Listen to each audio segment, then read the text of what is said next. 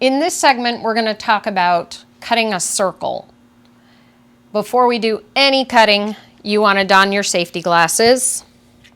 So again, vellum, and that little mark there is called my registration mark. So when I showed you how to start on the pattern, not go up from the edge, that registration mark is going to tell you where you started. So again, you're going to take your cutter, you're going to start right at the registration mark, and you're just going to go around the circle until it starts to feel uncomfortable, and then just radiate off. Go back and connect to the other side. So if you don't have that registration mark right there, you're not going to know where you started because you're not going to be able to see it. It's right against the paper.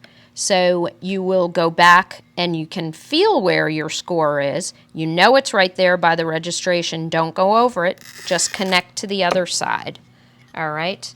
And then that, in effect, has completely connected that first score. When you're doing a circle, resign yourself to the fact that you're going to be going around in several scores. It's not going to be accomplished in one or two. Okay, go back to where you stopped. Score right as close to the pattern as you can get. And then when it starts to feel uncomfortable, radiate off. You don't have to score and break. There's like this old, I don't know what we'll call it, like a wives' tale, that the glass heals itself after you score if you wait too long to break it off. That's nonsense. It doesn't. It might over the course of, 100 years. Considering that the glass is a highly cooled liquid, not a solid, so it's always in motion, but the motion is not one that you can see. It's like over 100 years, maybe. Okay, so again, flat side up. If you counted, I think I made 4 scores on this whole thing, maybe 5. I wasn't counting.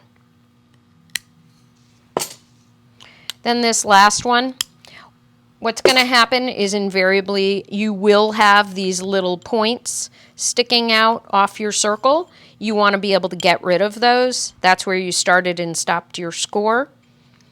So if you can see a score, you can just take the flat side of the pliers, and again, the action is down and away.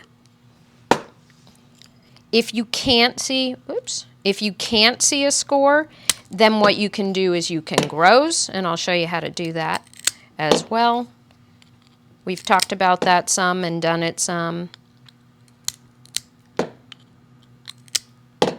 Okay. If it's not perfect, again, you can go in with your grossing pliers, just kind of run the teeth against it. And then that gives you your finished circle. Not bad. If you found this video helpful, please like us and subscribe to our channel, and stay tuned for the next one.